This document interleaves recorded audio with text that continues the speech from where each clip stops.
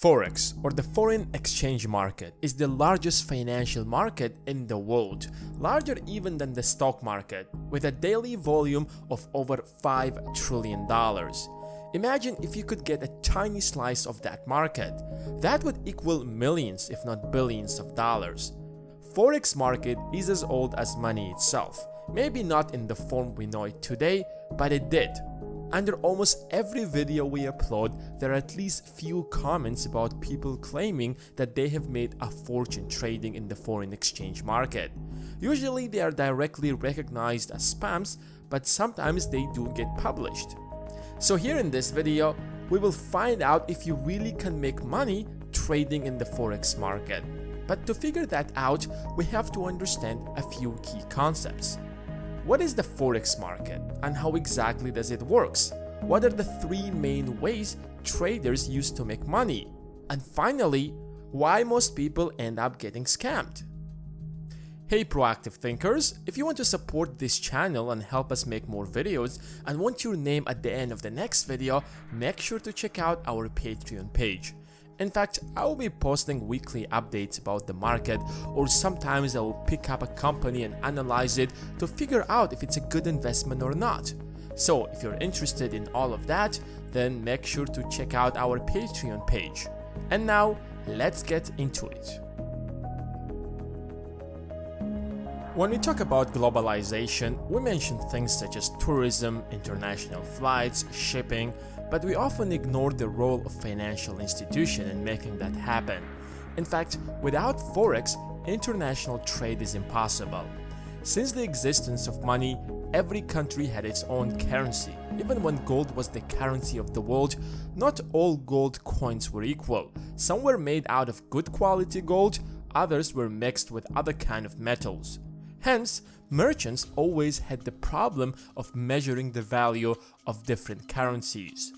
Fast forward to today, even when we created paper currencies and completely demolished the gold standard, that problem did not suddenly vanish.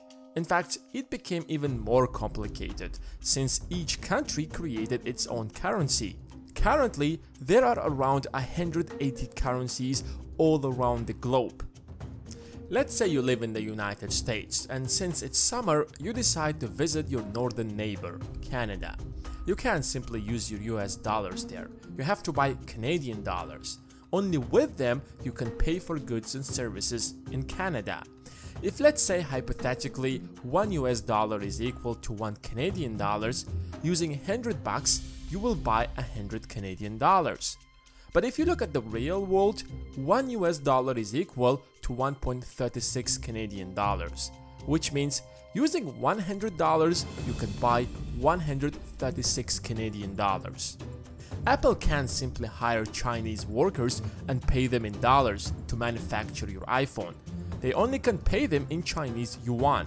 That's why they have to buy yuans first. And if they need to buy LCD screens for their latest flagship from Samsung, they have to purchase South Korean won to pay for these screens. And guess where all of these currency transactions take place? Exactly, the foreign exchange market, or forex in short. The year 1996 saw the first generation of forex online trading platforms. The internet made forex trading so accessible that it became mainstream. Exactly like the internet made it so easy to invest in the stock market. There are essentially three ways to profit in the forex market. The most popular is probably the spot market.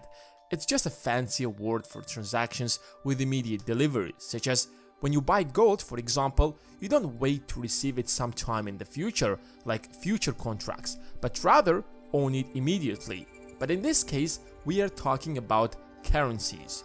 Currencies fluctuate all the time, and if you end up guessing right when a certain currency rises in value, as you do with stocks, you make a profit. At the end of the day, the currency is like any other commodity that's driven by demand and supply. Let's say, for the sake of example, $1 US equals to 2 Chinese yuan.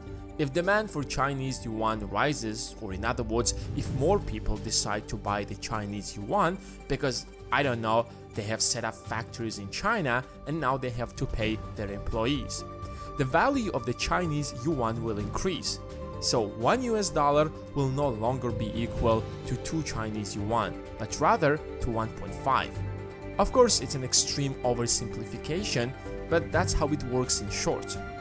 The number of factors that can influence the demand for a certain currency are so many that we can't cover all, even if this video is going to be an hour long. So let's take a look at a few important ones. The economic performance or the political situation can influence the demand for a certain currency or the perception about the future of the economy. In June 2014, a single British pound equaled to 1.7 US dollars. But then rumors spread that the UK might leave the EU. That scared off a lot of investors, so they pulled out their investments, and the demand for British pound slowly began to fall. Today, with 1 British pound, you can buy only 1.25 US dollars. Or take an example of China. For the last 20 years, the Chinese economy was growing at an unbelievable rate. More and more businesses shifted their manufacturing to China. As a result of that, the Chinese yuan kept rising in value against other currencies such as the US dollar. Traders in the forex analyze the market and speculate about the future of a particular currency. If they expect it to rise, they buy a lot of it, hold it till the price rises, and then sell it, exactly as you do with stocks. But what makes this market much more lucrative is that brokers often provide to their clients unbelievable leverage. Leverage ratios 1 to 100 are very common in the forex market. That means if you trade using your $1,000, you can hold a position that's worth $100,000. If you end up making a small percentage in profit, it will be huge. On the other side, there are futures and forward contracts. They aren't really common among the traders. They're more often used by multinational corporations. Let's say company A that's based in the United States wants to sell t-shirts in the United States. Say the t-shirt cost 10 Mexican pesos to produce in Mexico, and company A wants to sell it for $15. And let's say hypothetically $1 US equals to 1 Mexican peso. In this case, company A should make $5 in profit for each t-shirt sold. But what if by the time the Mexican firm manufactures all the t-shirts and delivers them to company A, the Mexican peso rises in value, or let's say 1 peso equals to 2 US dollars. So a single t-shirt would cost now $20, and company A will make a loss if it sells them at $15 each. To prevent such things from happening or any other risk of price fluctuations, companies often buy future contracts to fix the rate at which the transaction will be completed. And if you want to buy cool t-shirts where you don't have to deal with any kind of price fluctuations, you can visit our store. Finally, we have launched our merch. T-shirts, hoodies, phone cases with beautiful designs that you will definitely love. So make sure to check out our store. And did I tell you that you will be supporting our channel to make more videos? The link will be in the description. Unlike the stock market, where you can analyze a certain company, figure out if it's undervalued or overvalued and make a rational decision that at least in the long run will pay back, Forex is different. It's more like speculations. There are simply too many factors that influence a certain currency, from tourism to geopolitical risks, which makes the market even more volatile. In fact, the major players are the banks that trade among each other in huge volumes that could easily crush you no matter how big is your capital. So it's common for amateurs to easily lose their position when they aren't well educated about the market. They can get emotional and make a wrong move.